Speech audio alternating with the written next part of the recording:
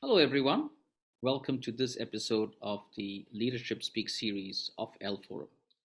Today, I have the honor and privilege of welcoming an entrepreneur with a very different approach to entrepreneurial leadership. She is the president and founder of Unnati.org, a healing foundation based out of Bangalore, India. Welcome, Dr. Saraswathi Hegde. Welcome to the show. Thank you for your kind and loving words, Mr. Rigo, Dr. Rigo. I'm very happy to be here. It is our pleasure also, madam. So, as you know, this is an entrepreneurial leadership forum, and we try to speak with entrepreneurial leaders from various walks of life, various disciplines.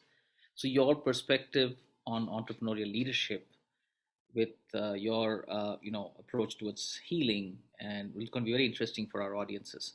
So, without further ado, I would love to hear your journey so far, your background as to how you started Unnati and how you got here.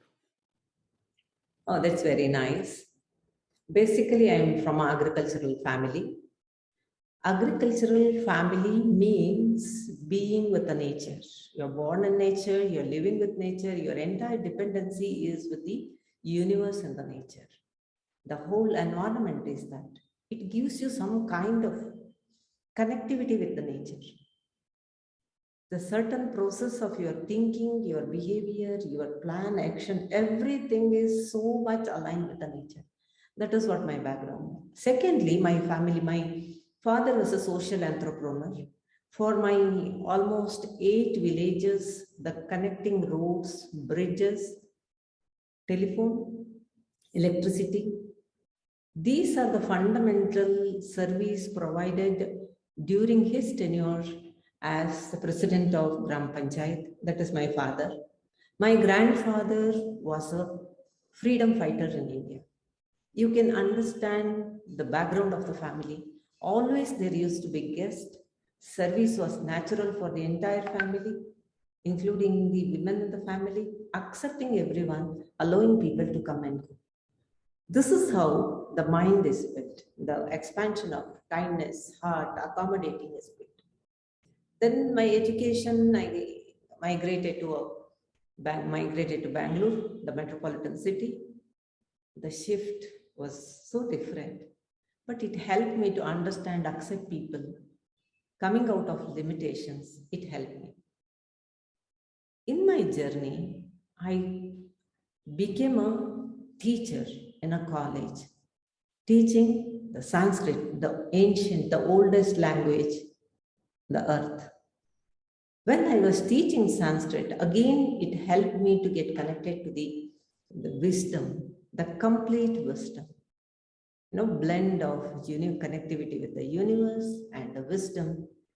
That is how my teaching journey started. During my teaching lecturerhood, that is teaching in a college, I come across with Pranic healing. Somebody introduced me to the healing. I was experimenting it. I couldn't believe that healing can be so simple, so powerful, and instantaneous result. Being a logical thinker, rational thinkers, I was not ready to completely accept. I started experimenting it. Almost I became an excellent researcher, went to various fields. Is it working with cancer patients, asthma patients, orphan children, destitute women? Will it work for this, that? It just experimented almost 5 years. I was so convinced and I was so clear, this is just amazing. Anybody can practice, anybody can get the benefit. That is how I got deeper into the healing. My Sanskrit background with the healing practice blended. I think universe creates each one for a purpose. Nothing is, everything has a purpose. Everything comes to your plate with a purpose. That is what I see in my life. Then I started a healing center. Started meditating, inviting people for healing, inviting people to come and meditate with me so that it enhances, practices. I started developing my skills. Then finally established an NGO, registered NGO. This is how it started. Wonderful. It's very different from the kind of leaders I've spoken in the past. Most of them are from the corporate world, who their journeys have been more about you know their journey as leadership as a corporate veteran and so on. Your story is so unique, and I'm sure we will want to know more. So, in this journey, madam, when you moved from being a teacher to a healer, and you found pranic healing, what has been your evolution as a leader? How did you evolve from teacher to now leading an NGO? What was your journey as a leader? These words I started listening more nowadays. When I was on the path, these words were not inside. Basically, my understanding, if I look back, what helped me to become a leader is the control over your own mind. If your mind can influence you, help you, motivate you, listen to you, and follow your instructions, as well as empowering by itself. There are two things. One is your mind and your words. If this can happen, by default, you become a leader. What is your inner conversation decides who you are. Once you get a control over your own mind on your own words, by default, you become a leader. Unknowingly, you start influencing people. You start guiding people. You start empowering people. Till I came to this stage, I was completely convinced and convicted that if it can happen with me, it can happen with everyone. There is no discrimination in the universe. The sunlight is available to everyone. Air is available to everyone. Similarly, these skills are available to everyone. I can share my secrets. Anybody can utilize it and grow. This is what I learned from my guru, and I started practicing it, and it works beautifully. As I told earlier, before realizing the word leadership, when I developed that clarity within me, started doing all these things naturally. Wherever I used to go, I used to feel whatever is happening with me is happening with the same world. Later, I realized it's not the same, but it used to work. It used to empower others. People used to come to me with various kinds of challenges, unimaginable, unexplainable. Many times I used to feel, how are they surviving their life? But these kinds of empowerment used to make them a leaders. They used to become a healers and helping many more such people. So this is how my leadership journey is. Later, I realized this is the corporate language.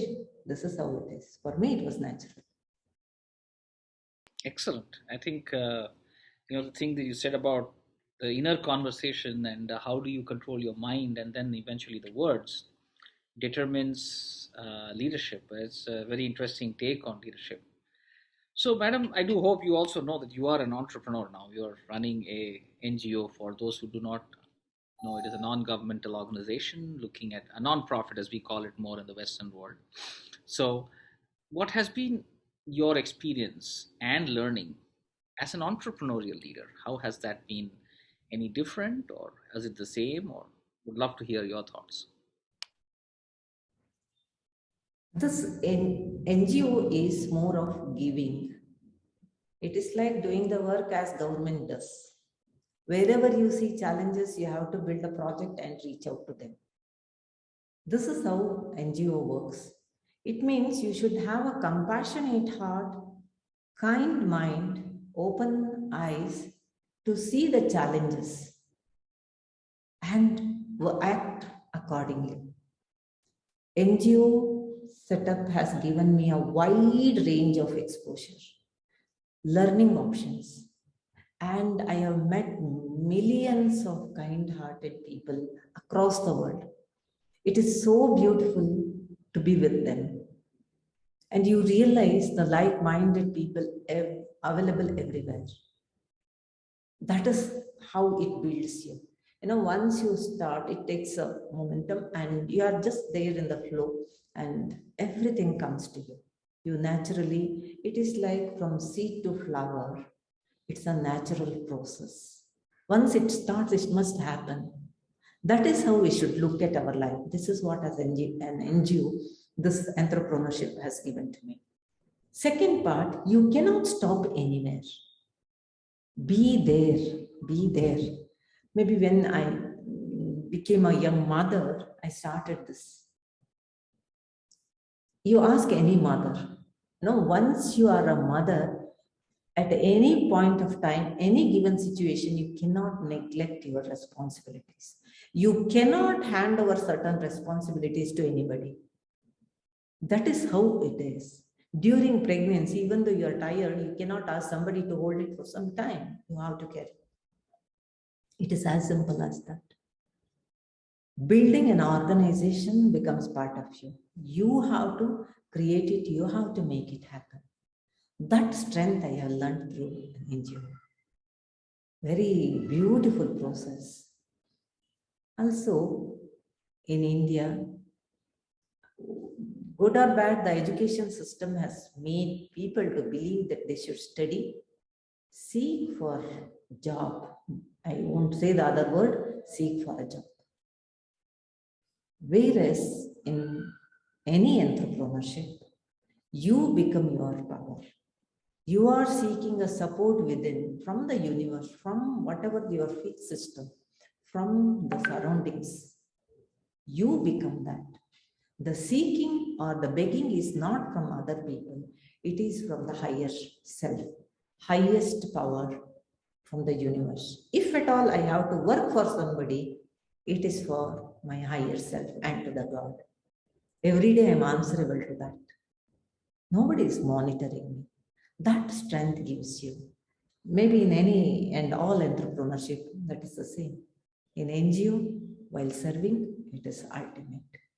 Beautiful journey it is. Excellent. I mean, you're talking about how you do not, instead of seeking, can I be the giver instead?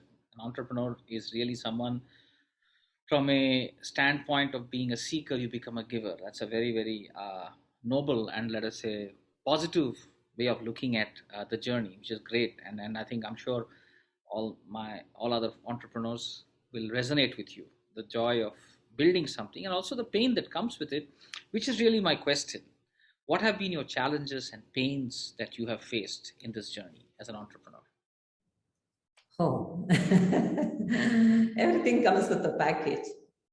Maybe, as you rightly mentioned, whomever you see are highly successful people, they have seen failure more than anybody else.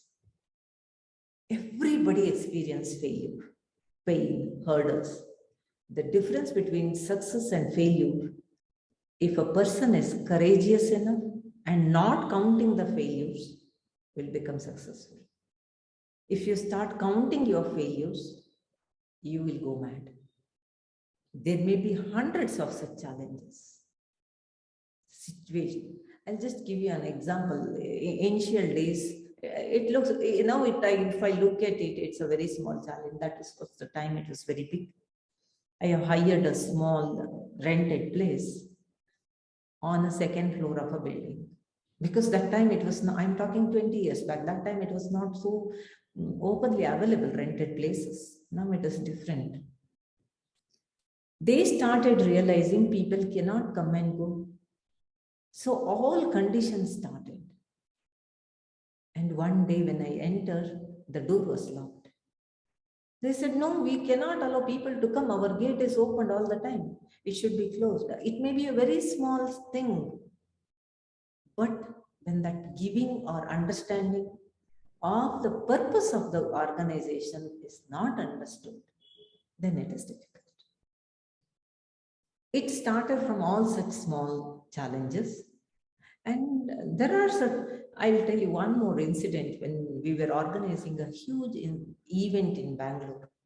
Around 5,000 children were supposed to be counseled by 1,000 medical students. Everything was set for the next day morning at 9 o'clock.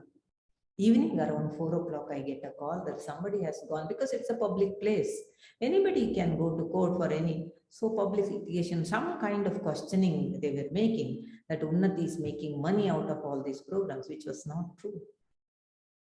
They went to the court. Then when I got the message at 4 o'clock, I totally trust the hierarchy, the divine blessings, the divine source. I made it very clear. I have done my part. It is your job now. You do it. If you do your part, together we can do the work tomorrow. I was driving, I stopped my car, did my prayer for 2 minutes.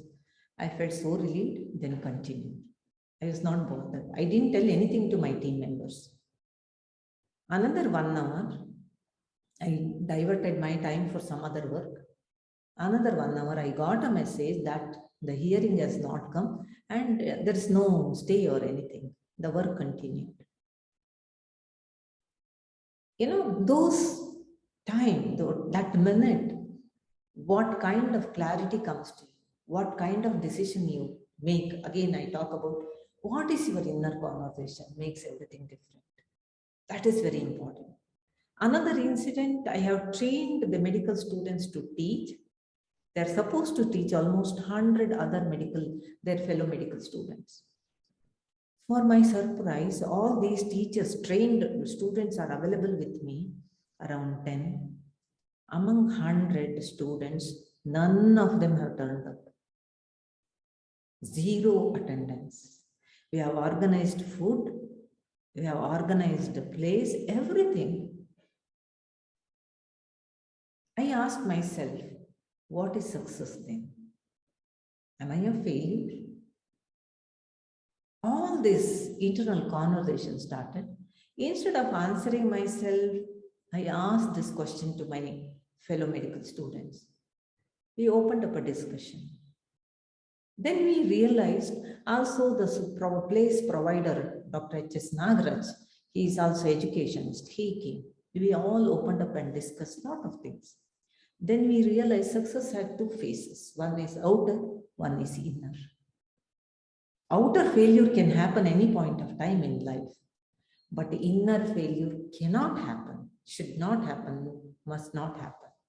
This is what we realized, and those students went back happily. In such cases, those students, the key people, the ambassadors of the beginning of the work, should never go back with the pain or, kind of negative emotions. That is very important. I'm just sharing very few incidents. This is what your inner conversation in any given point. There may be many more such, situational or unimaginable situations. So that is how, very simple. The another part is, when you run an NGO, giving is very difficult to people. Across the world I have seen, even in US I have seen. When you talk about an NGO, they think they are the needy and you should serve them. Whereas they may be needy for some support, but they can give other kind of contribution. That other kind of contribution they cannot realize. When it has to come for giving, they think it is optional. Indian tradition teaches us giving is the must. Taking is optional. We should realize we have come here to give. We have already taken so much from the sun, air. If we use our electricity, we pay a bill. What is the bill you are paying for sunlight, for air, for the grace of God, for this life?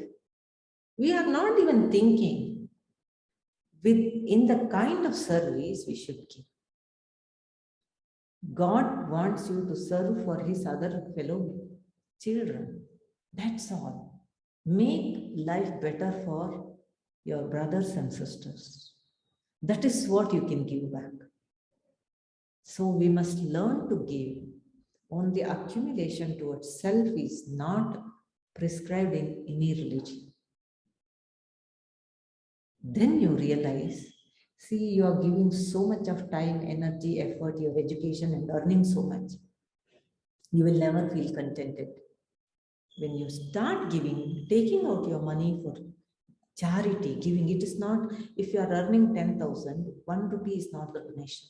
10% of your income should be given. This is how, because you consider they are part of your family. This Mother Earth is part of your family, then it is possible to give. Otherwise, we become greedy. Unnati Healing Foundation is running by the volunteers and their contribution. Our organization has a different approach. In any place, people work and take salary for that. In Unnati, people work, do their service, and also contribute. They know it is a center for generating spiritual wealth. Excellent. That is how we. Excellent. I think it's a very different approach, and I'm sure it's very, um, let's say, very refreshing to hear a very different take on entrepreneurship and the journey that you've been. So, I know you did share a few of your words of wisdom. As you know, as we kind of come to the close of our conversation, what would be your advice to young entrepreneurs and young leaders? What would be your advice to them? Okay. In Sanskrit, it says, physical body is very important. Shariram adhyam kalu dharma sadhana. To achieve anything, you should have a strong physical stamina and strength. The young leaders should take care of that physical strength and stamina. They should never feel tired. Similarly, in the mind, body and mind should be very strong. At any point of time, they should be able to continue one more step required.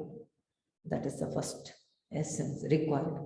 Emotionally and physically should be strong. Second one is, be very clear about your passion. Not carried away or influenced by others' work. Lot of young children feel that they want to become suddenly famous. They opt for film industry or some way they want to become popular. That may not be your cup of tea. Identify your strength, identify your passion. It may take some time. Every day work on that. Identify your passion. Once you fix your target, never give up. Never give up. Persistence. Don't count your failures. Learn from your failures, move ahead, re-strategize. As I told in the beginning, master over your communication within you. Develop a proper conversation within you. That is very important. Learn to meditate, calm down yourself, resolve the issues within. Every day build yourself. When you have a strong energy, your impact on the surrounding will be the same. When you are becoming a light, no need to tell the light to radiate light around. It just radiates. That is how you should be. This is what I have teachers. I share the same with everyone and experiencing the same. Well, that's wonderful because I love this what you said. You know, outer success may happen. That's okay. That's reality. Should never let inner success. You never make that a failure. That was a great takeaway. So thank you, Dr. Hegde. Thank you so much for your time. It was a joy speaking with you, and I appreciate your time. And I wish you and Unnati Healing Foundation all success, and I wish you grow from strength to strength. And thank you so much for your time today. Thank you so much. It's a wonderful conversation. It is like talking to yourself and rejuvenate yourself. Thank you so much.